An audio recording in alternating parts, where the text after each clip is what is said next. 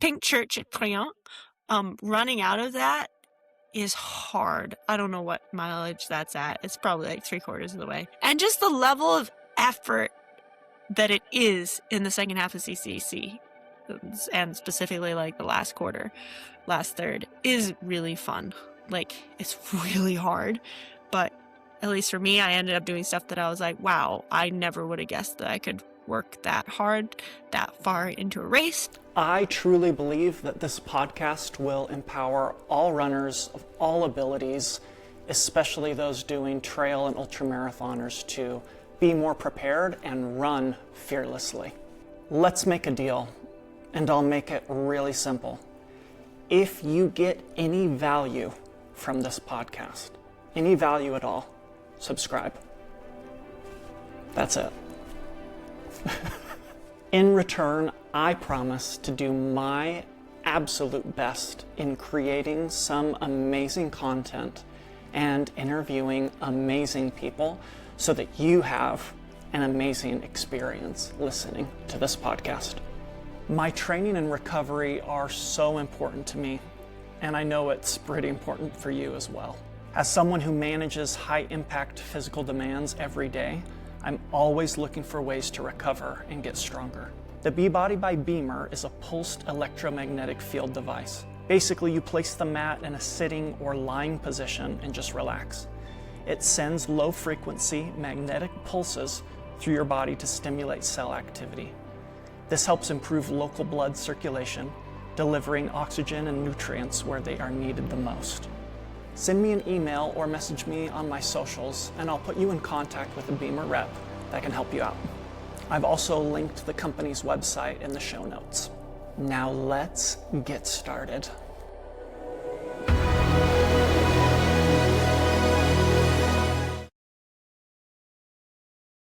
Hey, real quick, just wanted to let you know that I'm doing a race next month, or depending on when you're listening to this episode. On June 13th of 2026, I am doing the Snow Peaks 50 here in Utah. It's in Provo, Utah, so it's about 45 minutes south of Salt Lake City. It is 50 miles. It's on June 13th. It has more than 10,000 feet of elevation gain. There are 8 aid stations, and there are 3 drop bags. So at aid stations 3, 7, and 9, there are drop bags, which I think is just amazing. So if you're going to be here, awesome. Let's meet. Let's do a podcast. I'd love to connect with you if you can make it. And I think it's going to be a really great prep run for the CCC and UTMB. And it's not an easy race. So please come join me. But anyway, so what I've been doing is I will use AI, I use Gemini to create just a fantastic introduction of whoever I'm interviewing. And what I'm going to do is I'm going to read it off, and you're going to be present right now for this introduction. And then I want to get a live reaction of what you think about it. And it's been pretty fun. It's been pretty fun to get the reactions and yeah. Anyways. Yeah, I bet. It was awesome. Yeah. Let me just do it real quick. Oh, yeah. Costume. You changes. do whatever you need to do. Yeah, get some way too warm. Get a snack, get some We're good. Okay, perfect. Here, I'm gonna put my tank top on. All right, well, perfect. All right, so today's guest views the trail through a lens that few others possess. She's an MIT-trained mechanical engineer, a professional sailor, and one of the most strategic athletes in the mountain running world. Whether she's navigating the waters of the America's Cup or the technical climbs of the Alps, Robyn Lesh treats endurance as a puzzle to be solved. With a 7th place finish at CCC and a recent dominant win at the Tarawera 50K, she has proven that a technical mind combined with elite grit is a dangerous combination on any starting line. Sweet. Well, it does a factually excellent job and a very complimentary job outside of that. Oh, it's the best. I feel like it like does a pretty accurate job and then kind of like compliments you, makes you feel good, right? Yeah, I heard a podcast that tried to like get AI to create roasts, but they were not roasts. They were just complimentary paragraphs. It's like it's too complimentary to create the roast. The roast backfires. The roast backfires. I love it. Oh, I love it. Well, that's awesome. Yeah. So let's. I mean, first of all, you MIT. You're a mechanical engineer from MIT. That's correct. Yeah, that's awesome. Technically in MIT talk 2OE, so we don't have. I mean, each major has a name, of course, but it also has a number. And we always refer to the numbers because we're mathy, I guess. So mine's course engineering, and then OE, which stands for ocean engineering. So like water applications of mechanical engineering. Love it. I love it. And is that what you're doing right now? Like, do you work full time as a mechanical engineer, or yeah, what are you doing right now? I'm running. Yes. I thought that might be the answer, but I never want to like assume anything. So, well, that's great. Yeah. I worked there for a fair and you're fair in amount. Durango, Colorado. Is that right? Mm-hmm. Yep. Awesome. Southern Colorado.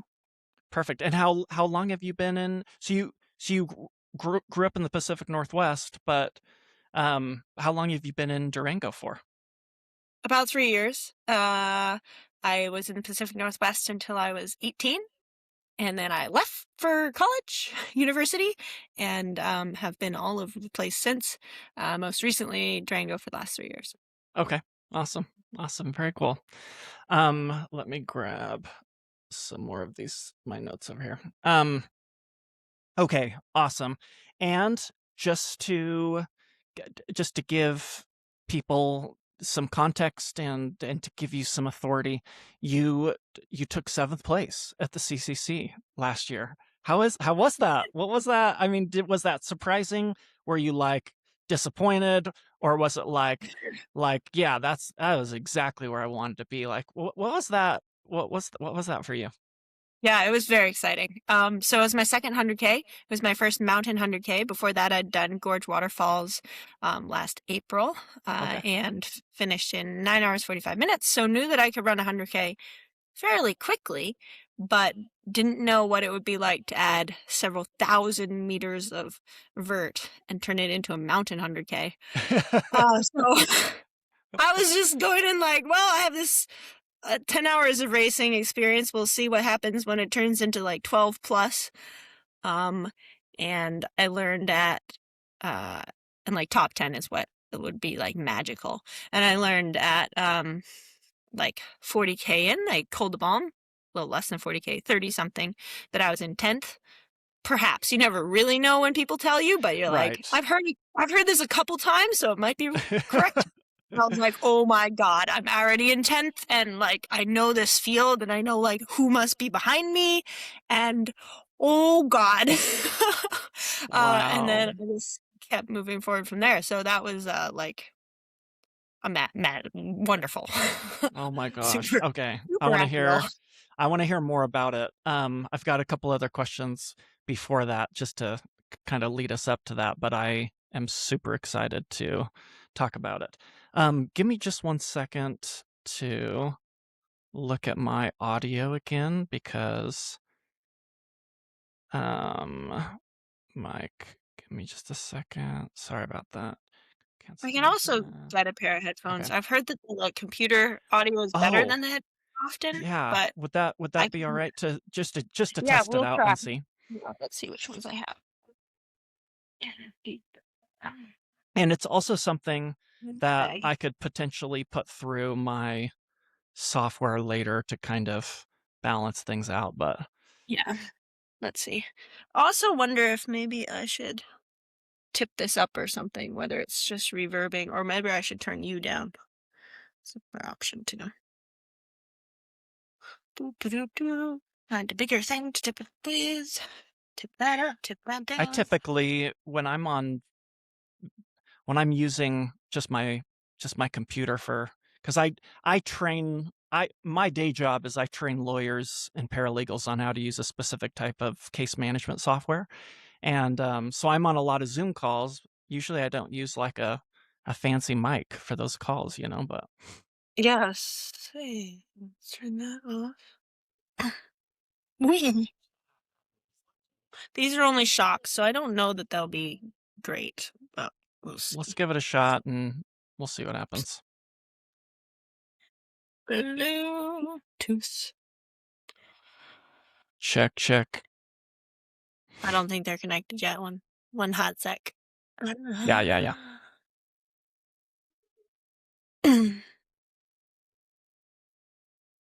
No.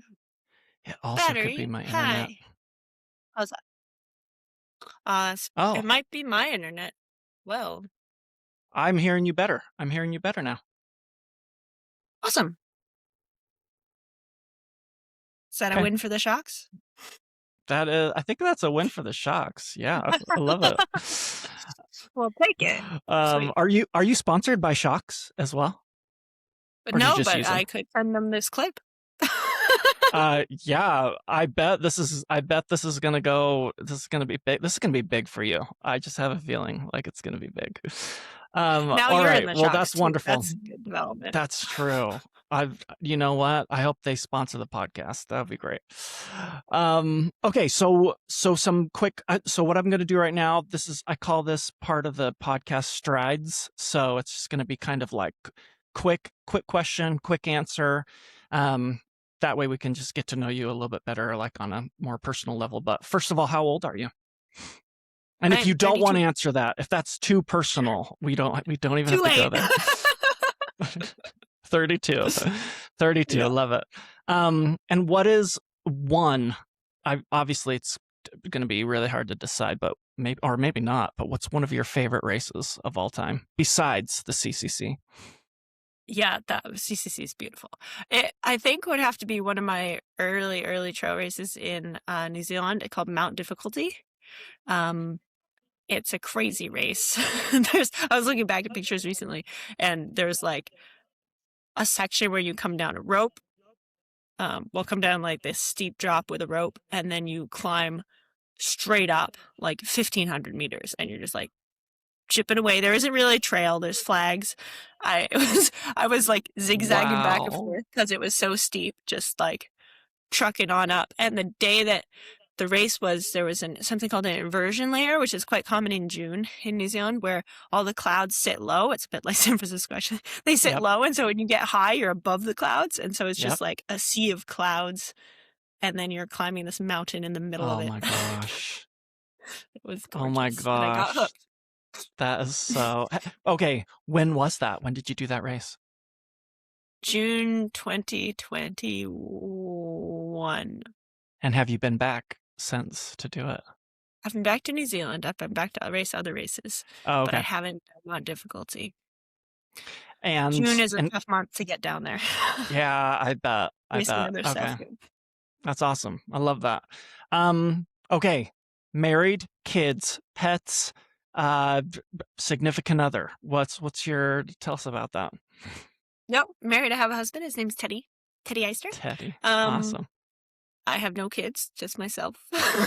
Trying to keep myself heading in the right direction. Yeah. Gotta take care of yourself. Yeah. Yeah. Got still figuring that out. And then pets, I guess maybe are potted plants, which mostly stay alive. One returned from the dead. It was freaking like done for a year and a half, and it just resprouted. So we're like, what? Hello. It was hibernating. I love that. Yeah. Mysterious. Yes. Okay. Besides engineering, mechanical things, and running, what are some of your favorite things to do outside of those things? Yeah. I play music. I play ukulele. I sing some in a local barbershop band or chorus. So 4-part harmony. And cook. Well, actually, my goal in cooking is to get so that I don't need recipes to make really cool stuff. So yeah, lots of just like learning what goes well together and what does not go well together, and Yes. patterning that into my brain so I can do it without Yes. any instructions. And what's one of your favorite meals to cook as of recent, as of late?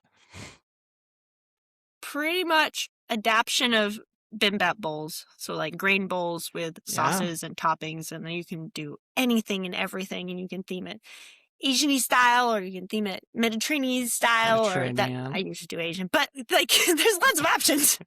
Either a peanut sauce or a soy sauce, or I love it. yeah, I love very versatile. Asian food. Love it. That's awesome. Okay, and then we talked about that. Oh, so Ultra. You're sponsored by Ultra? Mm-hmm. Yep. What shoes are you training in, and what shoes are you racing in? Tell us about that. Yeah. On the trail side, I've been running in Mont Blanc Carbon 2s, which are their trail carbon shoe. So I do a lot of training in that shoe. And also the Experience Wild. I think we're on 2s, 2+, maybe 3 plus, whichever is the recent one, which is great. Like overall general trail training shoe. In my most recent races, they've been pretty smooth trails. So I've actually been racing in the Vanish Carbon 2, so a road shoe, because I am good on technical and kind of push the boundaries of what is normal. I would say asterisk to that, like don't copy that without having good ankle strength and dexterity on the trails. But a huge range of like really awesome, very fast shoes. And I just learned at the Ultra Summit a couple months ago, the Athlete Summit, that what is coming next is crazy. Like the shoes, there was like traditional Ultra Lone Peaks, sort of like hiking shoes, and then they took like one step towards performance with the Mont Blanc line, and then the next version of the Mont Blanc line is going like going places. It's stay tuned. It's wild. That's awesome. So that's awesome. Those are gonna be the race shoes. I love it. I love it. I used to work at a running store here in Utah that was owned by Golden Harper's father, where Ultra was born. That was the running store that I worked at. So it was really fun it's been fun to see over the past, I don't know, 15 years, the progress and growth of Ultra. So, well, that's awesome. Yeah. Very cool. Yeah. The new trail Mont Blanc shoes will be. Is that what you raced in last year at the CCC? I did not. I raced Gorge Waterfalls in the Mont Blanc Carbon. Okay. Very cool. In spring. Yeah. And what kind of watch? What kind of watch are you using? Coros. Coros? Oh, Coros. All right. Apex 2. Nice. I'm a big Coros fan as well, so I love it. That's awesome. Yep. I had a short stint with Suunto. I would say like hardware wise, Suunto is solid. Coros UI is solid. So. Yeah. Yep. I feel the same way. Yeah. And then gels. Favorite gels. What are you using? What have you enjoyed? What's been working for you? Yeah, I go for larger gels because then I don't need as many of them. So by larger, I mean like a 40-gram carb type thing. So I'm using SIS Beta Fuel, which is the normal SIS isotonic is great for if it's hotter weather. It's very easy on your stomach, but they weigh more because they're isotonic. They have all the water they need. So the Beta Fuel is just like not. I mean, they have flavors. I do unflavored, like basic, really? Great carb to weight ratio, easy to get down. And then also some precision hydration drink mix to just kind of add a little bit more on top. It's like also fairly light flavor and easy to drink. So some of that. In training, I use everything, like anything and everything. Yes. Bars, random gels, like Rice Krispie treats, like all the snacks, fruit snacks, all the cheap on offer gels or running nutrition, everything. Yes, that's awesome. I have made my own gels to save money, and so that's always fun too. So I tried to do that at one point, but I realized like what it tastes like in the kitchen is so different from what it tastes like on the trail that I had a bit of a trouble with it. It's like, oh my God, this is salty. And then I'm like, did I put any salt in this? Oh man, I love it. Okay, well, let's talk about, let's dive a little bit deeper into last year's CCC. Leading up to the race, let's talk about that first. Leading up to the race, how was your training going? How are you feeling? Were you confident going into it? Was it more like, okay, yeah, I'm feeling good. Who knows what's going to happen? Like, talk to me about the build up to CCC. Yeah. What comes to mind immediately is so I've raced OCC twice. So the year before last year and the year before that. Okay. And I learned a lot between the first year and the second year. So I looked at the stats like on OCC, and I was like, whoa, this is a 50K with like heaps of vert. This is going to be so much hiking. And so I did a lot of my hill intervals on steep stuff, and then got to OCC and was like, oh, never mind. This is a lot of vert, but there's still a heck of a lot of running. Like there's a lot of running. Because every hill kind of does like this. Okay. So from the bottom of the prior hill all the way till like when it gets steep on the next hill, it's like running. Okay. And so the second time around, instead of like training hiking, I trained maximizing the grade at which I could run. Because there'll be some point on the hill where I'll have to switch to hiking for efficiency. Yep. Because there is a point that you should be walking, or I should be walking. There's a point where everybody like, switches over. And that point is different for different people depending on what their training is like. Exactly. So I worked on like pushing that grade higher. So I think going into OCC the second time, I was comfortable running up to like 15%, and that was like, that's enough. Like that was enough. I was like, cool. If I can like chip away at that and just like run uphill without dying or feeling like I'm doing an interval, excellent. If that's like, if you were doing like 7% and you get to 10%, awesome. Like, just getting comfortable like on those climbs as they get steeper and running for as much of them as is physiologically efficient. That was the big thing I learned between the first and second OCC that was helpful in CCC. Okay. Yeah. I was about to ask, like, when you say that you learned a lot between those two, for sure it sounds like the run to hike to walk ratio. What else was it between those two OCCs that was like, okay, this is making so much sense? Or what was that like? Yeah. Funnily enough, going into CCC last year, I was scheduled to run OCC until about a month before, maybe a little less. Oh, okay. And I was like, I'm just really not keen for OCC a third time. Like, just not. Just wanting to wanting to mix it up, or like, what was it? I just thought about the two and was like, I'd be really excited to run CCC and not so much OCC. So I emailed the elite coordinators being like, is there any way to change? Like, is that possible? And I was able to switch, which was really neat. The result was that I was doing mostly, I froze. Oh, there we go. The result was I was doing mostly 50K training until the last few weeks. Oh, wow. Which I don't think was a bad thing. Because I do a lot of volume anyways. I think one of the bigger differences is that CCC even has more running. Like it has some steep ascents and steep descents. I remember the biggest. Sorry, to go back to OCC, no, your actual please. question was like between OCC 1 and 2.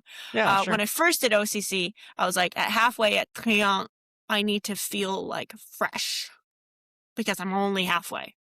And the second time through, I was like, I'm at Triant and I don't feel fresh, and that's totally fine because this is a race. Yeah. So pushing to a higher level and making sure it was fueled was a big difference between OCC 1 and OCC 2.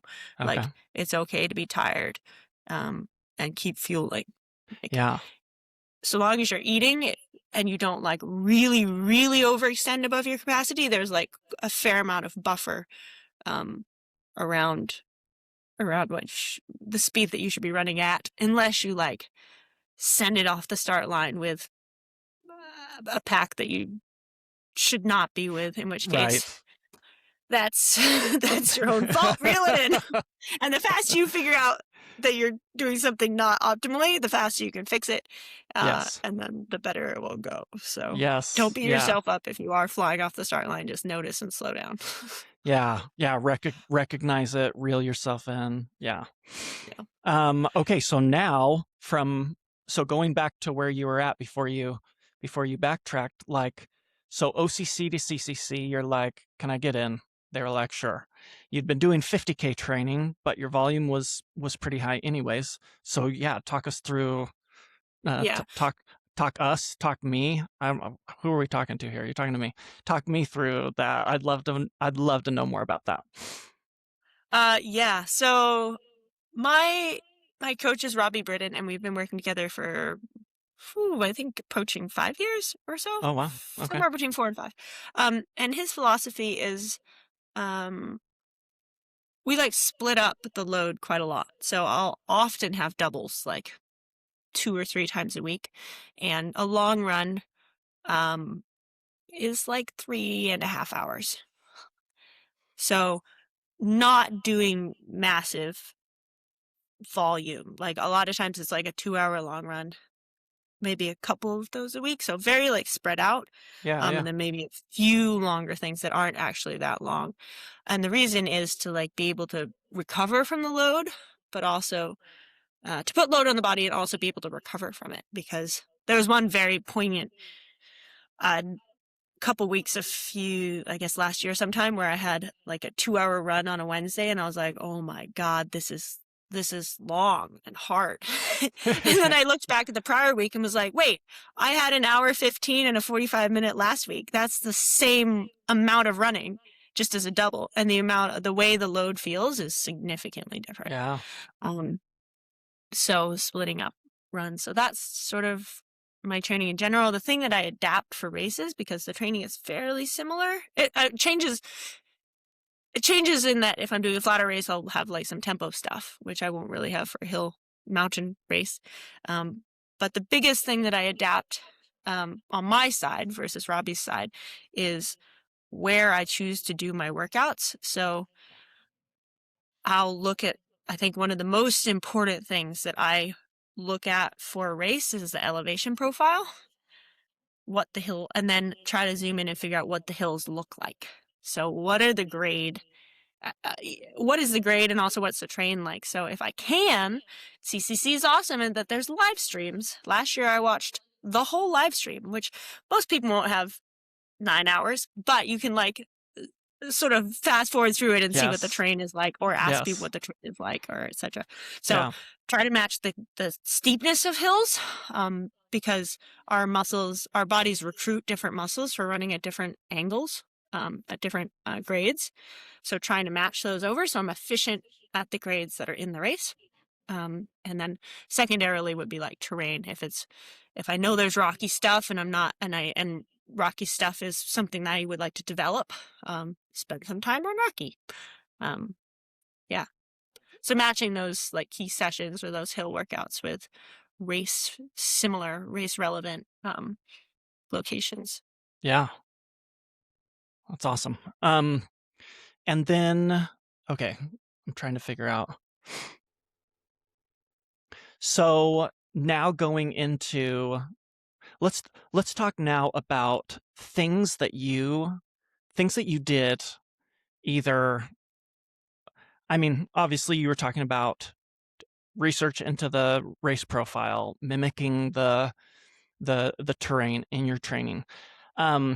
Things that you did during the race where you're like, I'm so glad I did that. Like, yeah, what were some key things that just made it what it was, that made it a really great race for you? Yeah. The first thing was pretty early on, and this, to me, like looking at the race profile and looking at the event in general, I felt like the crux was going to be the first climb. Like, so often I'll look at a race profile and try to figure out like where I feel like the crux is going to be. So often that'll be like, usually it's later in the race. Usually it's like a climb or a long descent where it's like, I need to make sure I do this long descent at the right effort level, impact to the body, so that I can do these like climbs afterwards with efficiency.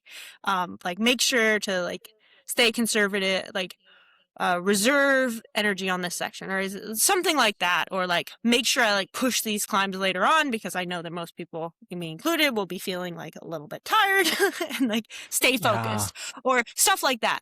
In CCC, I felt like the crux was going to be literally the first 10 kilometers, because you run straight off the start line. You run maybe like 3, 4, I would have to look at like the map specifically, but it's somewhere between like 3 and 5 miles on road in essence. So like 1 or 2 miles on road, and then it kicks up and you're going uphill road, and then it kicks up. Then it's like going gravel road, still uphill, and then you get into a single track. Yep. And this race is thousands of people. And when I raced Minotaur a couple of years ago, we had 1 kilometer on road, and then we went straight into a massive climb on single track, and everyone was conga lined. And it was like, wow, you cannot pass. Like you could pass, you can put in a lot of effort and pass 4 people, but that's not worth it. Right. And so I was running up that road like, this is the beginning of 100K. It's going to be 12 plus hours of racing. I am running this right now too hard for what I should be. However, I have the feeling, the intuition that the people that are around me are the people that I should be with on that climb when it's in single track. So like fitting myself into the right sort of speed group, not even speed group, but like the right place in that chunk of people. So that you're going up the climb at like a happy effort. You're not like being pushed to go way too hard, and you're also not like just waiting for people to climb over a log where you're like, okay. It was really important for me. Because that climb is really long, and it's tough. And I seem to have just like used my intuition from prior races to just feel like this is the right spot. I know I need to run a little bit harder than I would otherwise, because this feels like the right surroundings for me to get into that single track. And I heard other people who got a bit further back. Then there were probably people who I passed in that last second half who probably went out too hard on that first part. But just like slotting into that elevator in the right spot. And then just sort of at the top of that, just sort of relaxing for the next 30 kilometers. I don't quite remember your question, but I don't remember my question either. Just kidding. But it was basically like, what are you so glad that you did? And it seems like the answer in a nutshell was, you're glad that you got into the right positioning in the beginning to ensure that you were essentially in the right grouping of people as the race went on. I mean, do you think that if you had, let's say that you had gone out a little bit more conservative and gotten behind a bunch of people that were I guess just like slower, further back in like a how would that have affected your race, do you think? It would have been harder for me to finish where I finished, just because I ended up climbing that climb at a very comfortable, like, after that first, like, ooh, this is too quick for the next, what's ahead of me in the next 12 hours. The rest of the climb on the single track felt very comfortable and perfect. Okay. So that was setting up really well for the rest. If I was too far forwards, I might have got pulled into too quick. If I was further back, it also would have been fine. It just would have been harder for me to like make back some of that time. Yeah. It's tricky though, because if I'd been further forward, I would have been overexerting, and it would have been hard to stay with the amount of time that I'd built, like hard to keep a hold of it, because I would have been in a little bit of a deficit. So Do you Yeah. feel like because I've watched so many videos and I've talked to several people about the fast start, and is it worth, I don't know, training for like starting out really fast at the beginning of a long run and then like kind of settling in to kind of practice something like that? Or like what are your thoughts on training for that fast start but then getting into kind of a slower rhythm on the climbs, for example? Does that make sense? Yeah. I think training to start specifically, I wouldn't recommend, but I think some things that we may sometimes overlook as ultra runners can be helpful for the start and for other areas in the race. So, like, for example, track work or pickups or like short interval sessions. The asterisk to all this is like injury-ness. So, like, you don't want to go and blast out like a whole bunch of intervals if you haven't been doing any speed work. Right. Probably. Well, I mean, you might be fine, but like maybe work into it a little bit. Yeah. But something that I learned before moving to Durango, I moved to Durango and we did a turkey trot, like a 7K turkey trot. And I was like, wow, I cannot pick up my feet. Like, I cannot accelerate. Like, I can't do that. Shoot. It's because I've been doing like ultra training and nothing else for the last year or two. Yeah. Now I don't let that be true. So I'll do intervals. There's some like Robbie puts in like strides at the end of a bunch of workouts. They're also like sometimes on hill intervals, I'll do like fairly steady downhill because especially at elevation, it's hard to get turnover. But if you're heading downhill, you can get a lot quicker turnover. So just making sure that it's still possible to pick up your feet efficiently, that helps at the start, but it also helps with just like general efficiency, especially in CCC when there's like, we can pull up the profile, but it's like a big climb and then you have like this long contour that's kind of rolling. And then you have another climb and then you have like 15, 20K of downhill, like just down. And so efficiency in running is really helpful for those parts where it's a long time and you can work hard and get tired, or you can run smoothly and be prepared for the big climbs at the end. And so figuring out how to run smoothly, efficiently, like track work or intervals or tempos where you're like running efficiently and picking up your feet can be really helpful. That's all awesome. those bits. Yeah, I love that. No, I love that. Okay, so now, I mean, it sounds like you ran almost like a perfect race from the standpoint of like not overexerting yourself, but also not letting yourself settle and get too comfortable. But looking back, like if there were things that you like, what things would you do differently if you could go back and do that same race again? Yeah. I think the thing that I was freaking out about a bit, now I'm more comfortable like running towards the front of a race because of the last year of results. I've like had the opportunity to be at the front of races. I don't think I stressed out too much about the people behind, but I was stressed out about the effort level. So okay, it went fairly smooth, but you have this like 100K is far. Like, it's quite far. And I got to Champe Lock at halfway, 50K, where you see your crew for the first time. And I was so tired. I was like, and I'm halfway. I was like, oh my God. Like, I told my coach, he's like, how are you eating? Because he was screaming. I was like, good, but I am so tired. And he's like, great. Like, keep doing what you're doing. No need to like hammer. Like, no need to put the pedal down. Just do what you're doing. okay. And that was really helpful. And I proceeded to be, well, I was going to say tired for the rest of the race. Yes, obviously, but ups and downs. Like, you can feel like you can't take another step and then it'll turn around, but you do anyway. And then it turns around if 30 minutes later and you feel like you just started. So keep fueling. That's like the number one. And then it's going to be really, really hard. And there's going to be ups and downs.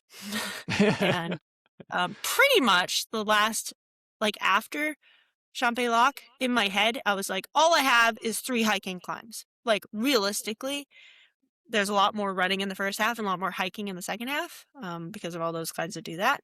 And I was like, I know I can hike up stuff. Like, you just poles and you just do it.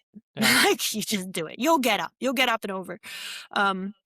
I think the thing that I would add in more of is like steep descending, because there's like a descent off of Col de Balme where I was like, wow, like this, I think I'm going to be strong enough, but I'm going to be like maxed out, just because some of the descents are really steep. So just like doing strength training or some just like steep descending, or just like look at the profile and like note what the steep parts are, how steep they are, and spend some time on that. Just to get that, whatever the right word is. The pounding, the shock, the muscle adaptation. Tell me about your pole strategy. So when you did OCC for the first time, and then the second time, and then CCC, what was your pole evolution? Like, did you use poles from the beginning, from OCC and on? I'm pretty sure. I'm like 99% sure. Yes. Okay. I would have to go back and check my notes. Sure, but I think so. So it's something that you had trained with, and you're pretty sure that you used them for the race itself. Yeah, just because they help you at least they help me get uphill. They're, in my opinion, and there's lots of opinions on poles, but my opinion is the only times where it's like, not sure, is if the race spends all the time below a certain grade. Like, there's a running efficient grade, and for me, maybe it's more efficient to even use poles then, but I often, if it's below a certain like range, then I feel like I don't need poles. If it has parts that are above that, poles are just more efficient. Yeah. The only asterisk is at elevation, you're using more muscles. And so if you're oxygen limited and then you're using your arm muscles as well, you can become more oxygen limited. So that's my only asterisk, where I'm like, if it's high elevation and steep, I think it's still good to use poles. I'm not 100% sure. Yeah. If it's steep and not high elevation, do it. You just get to use your arms to help you get uphill, and you've used your legs for so much running. There's no way they're not more tired. Yeah. More tired than your arms. And for me, it's also just like, I don't have to depend on my legs for everything. So especially towards the end where I'm like, my legs are shot. It's like, that doesn't matter. I can just plant my poles and lean on them, and I can take a step. Yeah. Like, you can just use like almost your core, pretty much. Core or arms. Like, and there's another thing I was going to say about that. Oh, and it also helps when you're like, know you should be running, but it's hard to like take that first step. You can just push with your arms and then you're running. So it helps with those transitions as well, where you're like, oh, it's a flat spot, I really should run, and then give it a shove and you're running. And the poles kind of get you going when you feel going. Exactly. Yes. Yep. That's awesome. Yeah. When you did CCC, how much of your race was in the dark? Yes, the last, like, I don't quite know, but the last descent. So the last like hour. Okay. I'm making that up. Say hour and a half, somewhere in there. Sure. Like last climb descent. Which is really bouldery. And when I did it, it was raining. So it was slippery bouldery. Yep. Yeah, so have a headlamp that you like. I also realized a few weeks ago when I was running in the dark somewhere, I don't remember where, that because I sometimes miss winters, specifically this last winter where I was in New Zealand, my like subconscious processing of dark conditions with a headlamp is a little bit out of practice. Okay. So I think in essence, like, my theory, and this is why running on technical gets easier, is that our subconscious is like always processing information, and the more we run on technical, the more it's like, a rock that looks like that, when I step on it, tends to move in this way. Those types of pieces of information, which are just sort of processing, and from that we place our feet in increasingly good spots. And keep our ankles safe and such. And I think the same thing happens with like reading terrain with a headlamp. So spend some time with a headlamp on, running in the dark, on the trails. Yeah, it doesn't have to be heaps and heaps of time, but just like making yourself familiar with your kit. Like, where's the on button? Does it lock? How does it lock? How do you unlock it? If the battery dies and you need to use your spare battery, how do you unclip it when it's dark? Right. And your hands are freezing and wet. Freezing. Yeah. Yep. Yeah, and in general, I mean, the wet part reminds me is like put on gear before you need it, because it'll only get worse if it's headed. I think in trajectories. So I'm like, if I'm a good temperature but I'm getting colder, it's probably gonna like let's bring that trajectory back up. So it'll probably just keep trajectorying unless I do something about it. So if I'm getting hot, I need to cool off. Yes. If I'm like, I don't have to be hot yet. Yes. If it's a trajectory that way, it's impending. Yes. So same with like if it's getting dark, pull out your headlamp.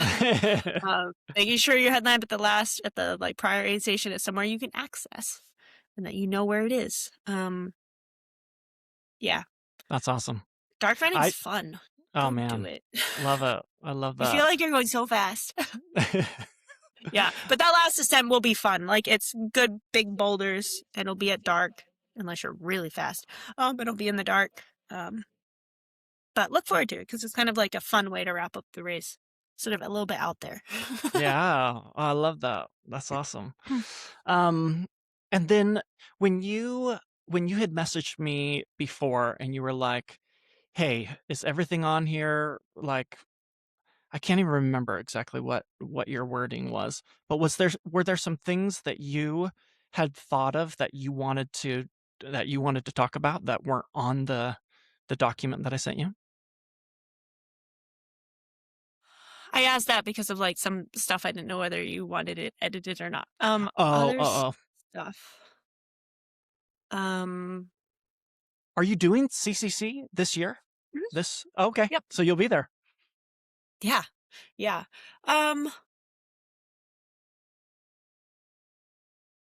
guess I've done some like webinars and talks at races and things about preparation, etc., etc. Yeah.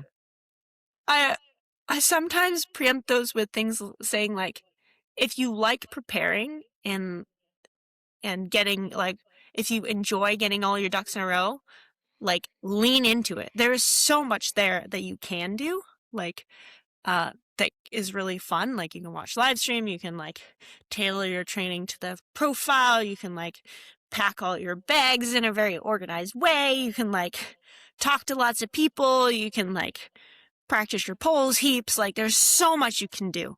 If you don't enjoy preparing, then don't. I mean, there's a few things you should definitely do, but you don't have to like watch the live stream and talk to it. Like, I presume people who are listening to this like preparing, right? Probably.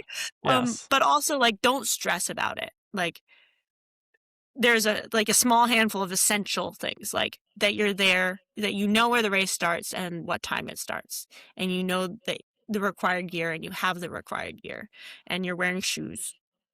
And like, other than those three things, there's aid stations, there's arrows that tell you where to go. Put the GPS on your watch. It helps just not to stress out. But there's aid stations, there's markers, there's like, with minimal preparation, you can get from the start to the finish. Yeah. So do the amount that you're excited about, because this is all just, it's a hobby. Keep it fun. Yes, exactly. And I mean, and some people, and I know these people, you know these people, but sometimes it's like so much preparation for some people can cause anxiety, you know, it can freak them out a little bit. Exactly. So if being over prepared and really just like, I do this where I'll obsess about details and everything like that. Well, for some people, it's like if they do that, then it makes them go like legitimately crazy Super almost, stressed. Yeah, Yes, get super exactly. stressed And so out. that's exactly. Yep. So And that's why I lean say into that it. is Lean into it if you like it. exactly. Like Yes. if you like it, but don't stress out about it because it's fun and it's all like extra. Like the basic version is extremely basic. Like be I love there it. and run it up the mountain. I love Be that. wearing shoes and have the required gear. So you're like anything on top of that you do is bonus and is just more and more. So enjoy it. Don't stress about it. I love that. Two questions, and it's probably these questions will probably be good notes to leave on. I'm going to say both of the questions, and then we go back to the first one because I just don't want to forget it. One would be your favorite moment in the CCC, like what was like one of your favorite things about the race itself, and then the second one was with all of the required gear. What are you glad that you like? Obviously, you can buy waterproof gloves off of Amazon, but you can also. I was doing an interview with another woman last week who did the CCC, and she was a good ways behind you, and so she was in the rain for a long period of Yes. time, and she was like, Yep. "I'm so glad that I got super high quality waterproof gloves." And so, Yes. anyways, so going back, first, favorite moment, second, gear that you're just like, I'm so glad that I had that or invested in that. I feel like we should do this in the opposite way. Do it. Hey, This is a pool. Soon. I'm on a call, but that's my cousin's son. Oh, fun. Hello. He just invited me to come to the pool. Oh, well, we're done. We are done here. Yeah. I know. I have an appointment. Yes. With a awesome. 6-year-old. Yes. Yes. Gear. Yeah. Flip it. Gear Yeah. is, Go and flip it. Yeah. Cool. Gear is really important. Because it's in the mountains and you're out for a long time. And at least for me, my temperature regulation goes funky. And you've been running for hours and hours and hours. And the weather might change. Who knows what'll happen? Like you have the forecast and that's the expected weather. But there are also, my friend was running a 100-miler in Valderan a few years ago. And in the middle of the night at 11 p.m., this like thunder, rainstorm, windstorm came in and everyone was on the ridges. And it was like, yeah, this is the reason for mandatory kit. There's no weather forecast at all. And suddenly they're stranded in the middle of the night on top of ridges, just like putting on their gear and getting to the closest aid station shelter they could. And everyone was safe because people didn't skimp on the required gear. Yes. That being said, it doesn't have to be the heaviest thing. Right. That right. also isn't the most effective. But things for me, the important ones are like waterproof gloves, just like your other person said, because my hands get really cold and then I can't do anything. Like I can't eat. Yes, I'm the same. Extension from that. Yeah, exactly. The extension from that, I found out when I was hiking or running or something with friends and I had my sleeves. I had gloves, but I had my sleeves rolled up and I was like, my hands are warm. They're wearing gloves. And then I got somewhere. I tried to use my hands and I could not because my forearms were so cold. And your forearm is where the muscle that controls the hand is. And so I couldn't move my hand because my forearm was an ice cube. So now what I do is I use arm sleeves because I feel like my core has plenty of heat. In general, if I'm still moving. But the first thing to keep my hands warm is arm sleeves. Gloves and arm sleeves. Gloves and arm sleeves. Because it keeps like warm blood moving through my arm. It doesn't get like stuck. Yes. I love that. So I have like fleece-lined bike arm sleeves. 10 out of 10. I love that. And then like a properly waterproof jacket. Not like a heavy one, but like really waterproof. Yeah. I also use a wind jacket like this, like a very light thing. Oh yeah. The reason for this is if it's not raining but it's windy and you're sweaty, you get really cold really quickly. And then just like this is a little bit thicker than a trash bag, but not much. and it blocks the wind. So just mountain adventures, like this is a really good layer, because it's a lot of warmth for like a very small size. Yeah, exactly. Exactly. Yeah, and you can like take it on and off. That's often what I do. And then there's the required kit, and the required kit is always a little bit confusing. You have like base layers that have to be above a certain weight for a certain size, but if you're a smaller person, it can be lighter, blah, blah, blah. So that'll always be a little bit of a headache to figure out. That's the way it is. But Yeah. A couple of those layers, like actually good waterproof gloves and arm sleeves are the one, and a like properly waterproof jacket are the, at least relatively waterproof, are the ones that are important. Yeah. In my days. That's awesome. Okay. And to finish things off, your favorite part of the CCC. But favorite moments are like that contour. So you do the first climb and then you come back down partway, and then you have this like 15 kilometers of contour across northern Italy with like Mont Blanc on the left, and it's just this like beautiful rolling trail. It's lovely. It's so gorgeous. And so like having some like doing some running and training so you can like run that part is I would highly recommend, because it's just gorgeous. It's just lovely. Oh my gosh. And then the other part is like, this could be a little bit weird, but Pink Church at Priant, running out of that is hard. I don't know what mileage that's at. It's probably like 3/4 of the way. And it's just hard. And you've gone a really long way, and you've like done a lot of ascending and descending, and there's like this like meh grade. Running out Triant and running out of Valersine, they both have that like meh grade. And just the level of effort that it is in the second half of CCC, and specifically like the last third, is really fun. Like, it's really hard, but at least for me, I ended up doing stuff that I was like, wow, I never would have guessed that I could work that hard, that far into a race. And probably true of a lot of your listeners. And like, it's really fun, and in this like difficult, hard, self-explorative way. Yeah. Yeah. So that was really cool. It's awesome. a good race. I love it. Thank you so much. I appreciate your time, your insights, your wisdom, your positive attitude, your smile, all of it. Thank you so much. I really appreciate it. Certainly, Caleb. Yeah, and I'm Trails number 4 Smiles on Instagram. If anybody has questions or follow-ups, or like, I'm pretty much entirely open book, and happy to share anything if anyone has any additional questions. Robyn. I am going to tag you in all of the posts. So wherever people will see it, they'll be able to find you.